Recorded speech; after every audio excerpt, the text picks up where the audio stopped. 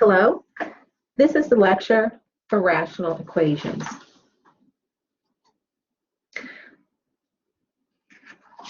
The key to solving rational equations is to eliminate the denominators, or sometimes we refer to this as clearing the denominators. And the way that we do that is we multiply every term in the equation by the least common denominator, the LCD.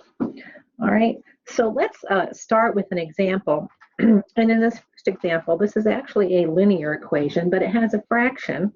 And so the method that we use to solve this equation is very similar to the method, or it is the same method that we use to solve rational equations. The way that we do that is we clear the fractions. So if we look at this example here, we have just one fraction, it's 2/5. And recall that I said that the method that we'll use to clear the fractions is to multiply every term by the LCD. Let's write that down. Multiply every term by the least common denominator, the LCD. In this case, there's only one denominator, so the least common denominator has to be that denominator. The LCD here is 5. And so to solve this equation, we'll multiply every term by 5, right? So the first term is 2/5 times x. We're going to multiply that times 5. And when the x is presented not as part of the fraction, but when the fraction is being multiplied by the variable, the x, what it's really saying is that x is in the numerator. So I think we'll write it that way. 2x divided by 5. Again, 2/5 times x is the same as 2x divided by 5. All right, then we need to multiply that -4 by 5. So minus 5 times 4, and then we'll multiply the 12 by 5, equals 5 times 12. Okay. Now, when we multiply by the LCD, we're going to be eliminating the denominators. And we can see here, these 5s are going to divide out. All right, so what we have left then is just 2x minus 5 times 4, that's 20. Is equal to 5 times 12, that's 60. Okay, continue to solve. We'll add that 20 to both sides. So then 2x is equal to 80. When we divide by 2, we see that x is equal to 40. Because those 2's divide out. All right? Okay, so this was a linear equation, but it had a fractional coefficient. We solved that the same way that we solve rational equations. All right, so let's take a look at an actual rational equation and how we would solve it. This one is a rational equation because look, our denominator is a polynomial. It's probably the most simple polynomial that you could think of. It's just x, right? But it is still a polynomial. So the method again that we use is we want to multiply every term by the least common denominator. So what is our least common denominator? For this one, it's very easy again. The least common denominator, there's only one denominator, so it has to be that, x, right? So we're going to multiply each term by x. So x times x minus x times 12 over x is equal to 4 times x, or we'll just say 4x, right? All right, now the x's divide out, and we've cleared the denominator. And what we have left is x times x, or x squared minus 12 is equal to 4x. All right, so now our rational equation turned quadratic on us in the process of solving it. This often happens. Now we need to employ techniques to solve a quadratic equation. All right, so we'll need to put it in standard form or set that equation equal to 0. So we'll subtract that 4x from both sides. So then we have x squared minus 4x, x squared minus 4x minus 12 is equal to 0. Okay, now we can use the quadratic formula or factor this factors. We'll go ahead and factor it. This factors into x plus 2 times x minus 6. So then, using the zero product principle, either x plus 2 equals 0 or x minus 6 equals 0. Solving for x here means subtracting the 2 from both sides. So one solution is x equals negative 2. When we add 6 on the other solution, we see that x equals 6. Two solutions here. X equals negative 2 and x equals 6. Well, can that be possible for a rational expression? Let's find out. Let's check the answer here. Let's check x equals negative 2. If we sub negative 2 in for x, is this equation still going to be true?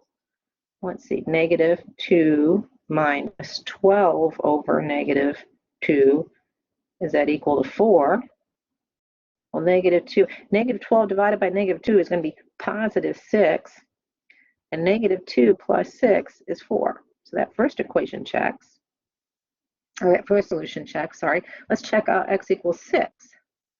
Well, is 6 minus 12 divided by 6 equal to, is that equal to 4? Well, 12 divided by 6 is 2. 6 minus 2 is definitely equal to 4, so both solutions are correct. Okay? All right, let's look at another example. This one, it's actually not a rational equation, but it's a linear equation, but we'd solve it in the same way, because whenever we see those fractions, you want to think clear the fraction. Any equation that has a denominator, if you're solving, you want to clear those denominators.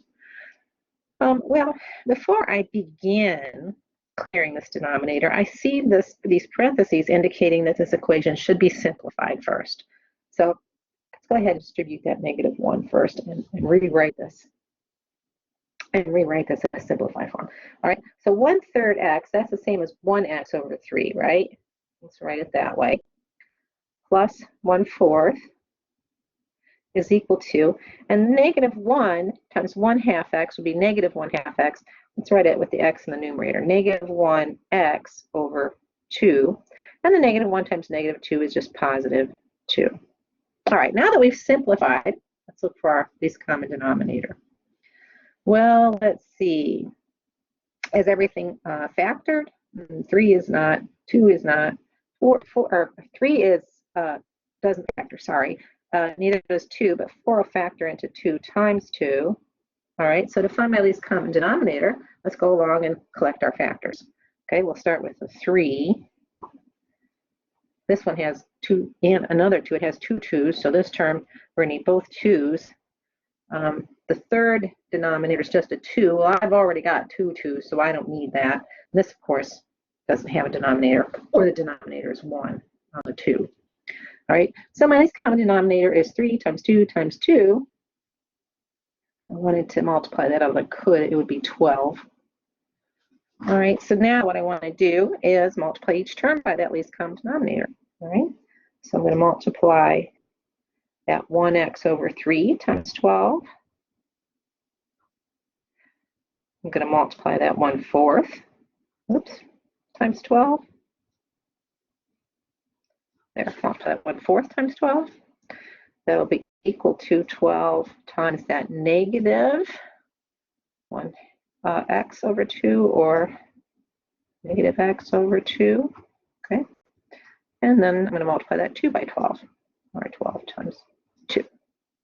Okay, now we can divide out our denominators. 12 divided by 3, of course, is 4. 12 divided by 4 is 3. 12 divided by 2 is 6. Okay, and then let's rewrite this. So 4x, 4 times x, plus 3 times 1, or 3, is equal to 6 times negative x, or negative 6x, plus 12 times 2, plus 24. We'll add 6x to both sides. We'll subtract 3 from both sides. 4x and 6x is 10x. These add out, of course. And then the negative 6 and the positive 6x adds out. 24 minus 3, of course, is 21. And then divide by 10. So x is equal to 21 tenths, or the decimal, that would be 2.1. All right.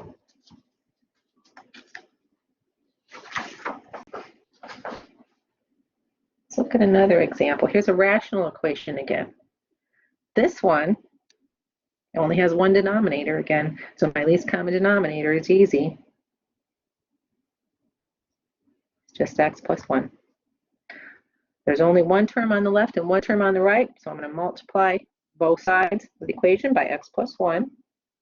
So 7 times x plus 1 is equal to, we'll do it this way, 10 over x plus 1 times x plus 1.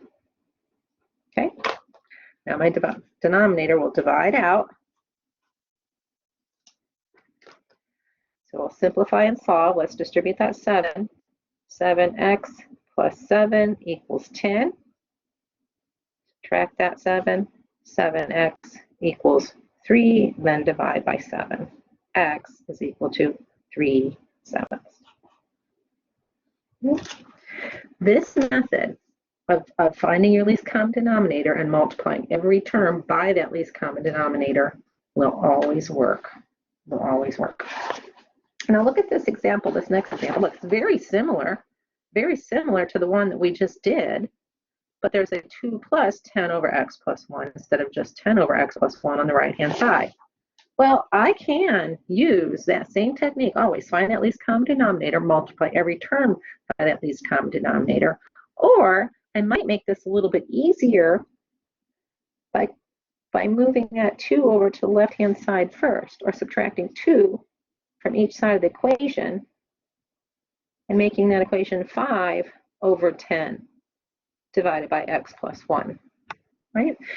These are both just constants, so there's no reason why I can't simplify that a little bit first, or make that, not simplify, make that an easier equation to solve, make that easy, and then just multiply, of course, both sides by the x plus 1. Okay, distribute that 5, so 5x plus 5 then would be equal to, my x plus 1s are dividing out here, 5x plus 5 is equal to 10. Subtract that 5 from both sides, so 5x is equal to 5, divide by 5, and I see that x equals 1. Okay.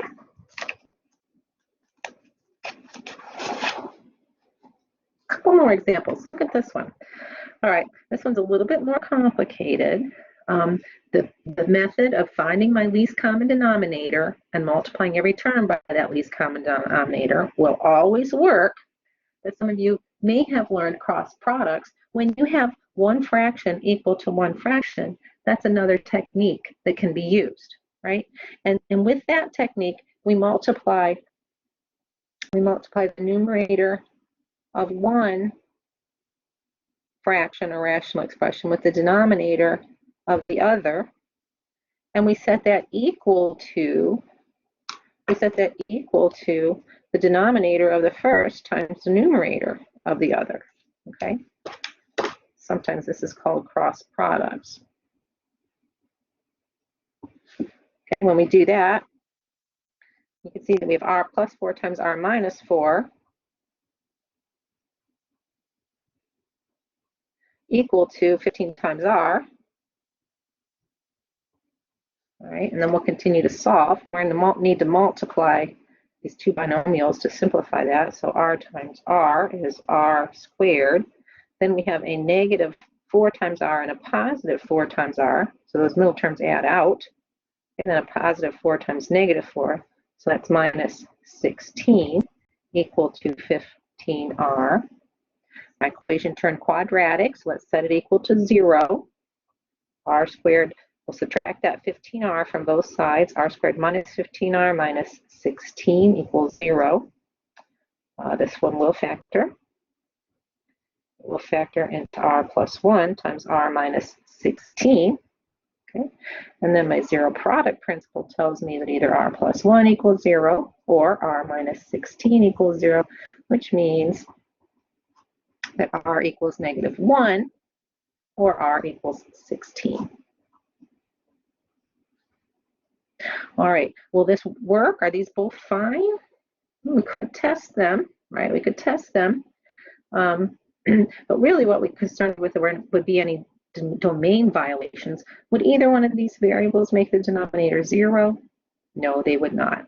A -1 and a 16 denominator is fine. -1 minus 4 is -5. 16 minus 4 is 12. Those denominators are all fine. All right, so this cross product is another technique that you can use when you just have one rational expression equal to one rational expression.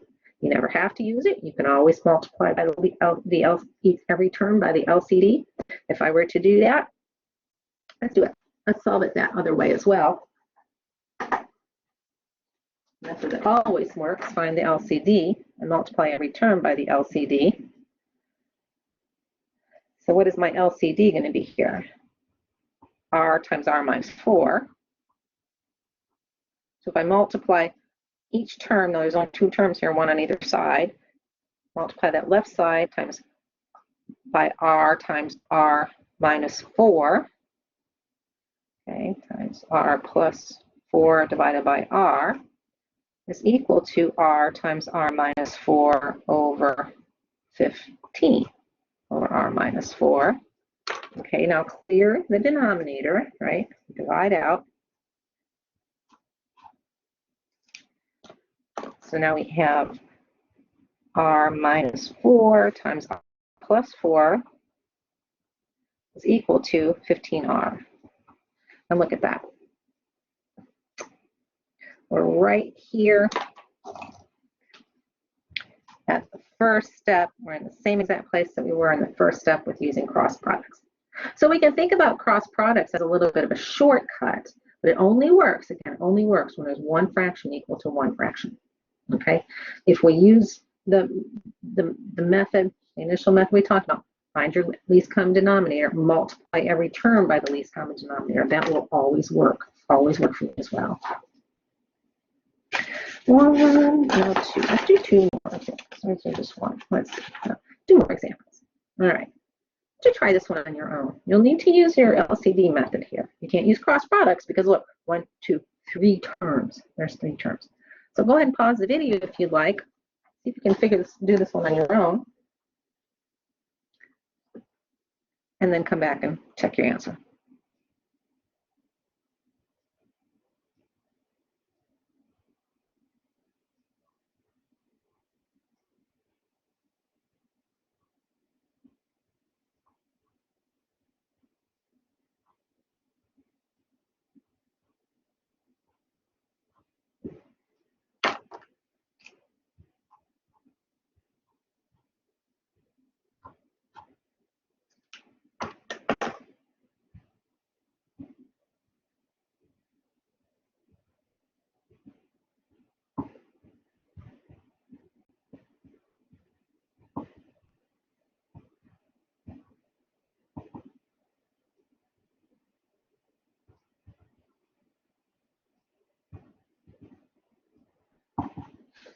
Did you get n equals 9? All right, we'll do one more example. So it's a little bit more complicated, but we're going to use our same method. We're going to find the least common denominator and multiply every term by the least common denominator. All right, what's our least common denominator? Well, I have a denominator that factors here, so I'd better factor that first. That's a difference of squares, so that'll factor into x plus 2 times x minus 2. All right, now my least common denominator here is going to be what? I need an x minus 2. I need an x plus 2. And my third term here has an x plus 2 that I already have and an x minus 2 that I already have. So my least common denominator is x minus 2 times x plus 2. We're going to multiply every term by x minus 2 times x plus 2.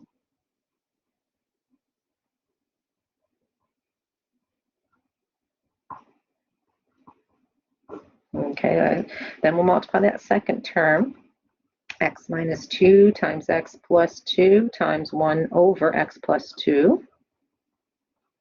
And then that'll be equal to x minus 2 times x plus 2 times 4 over x plus 2 times x minus 2. Okay, let's divide out. X minus 2's divide out in the first term. The x plus 2's divide out in the second. And both x minus 2 and x plus 2 divide out in the third. So we're left with 1 times x plus 2, or x plus 2, plus 1 times x minus 2, which is x minus 2, is equal to 4. Okay, I don't really need the parentheses here since I'm adding these two binomials. So x plus x is 2x. Positive 2 plus negative 2 is 0, equal to 4. So my solution here then is simply x equals 2. X equals 2. Okay, are we done? I better make sure I don't have a domain violation, right? Let's check that answer. Because I can never divide by 0. When I'm dealing with rational expressions, we always have to be careful that we aren't dividing by 0. Well, when I check the answer of x equals 2 in the first term, look what happens. I'm dividing by 0. What does that mean? Can't do that, right? And then what about here? Look, 2 squared minus 4. 1 over 2 minus 2, that's 1 over 0. 4 divided by 2 squared minus 4, that's 4 over 0. That is not something we can ever see, right? Not something we can ever see. So what does that mean? If our solution violates the domain, what do we have to say about our answer here? That there is no solution. There is no solution, or the solution might be the empty set, using either empty set symbols. So be very careful with rational expressions. Always make sure you check your answers, at least to make sure, at least to see that you're not dividing by 0. All right, this ends the lecture on rational equations.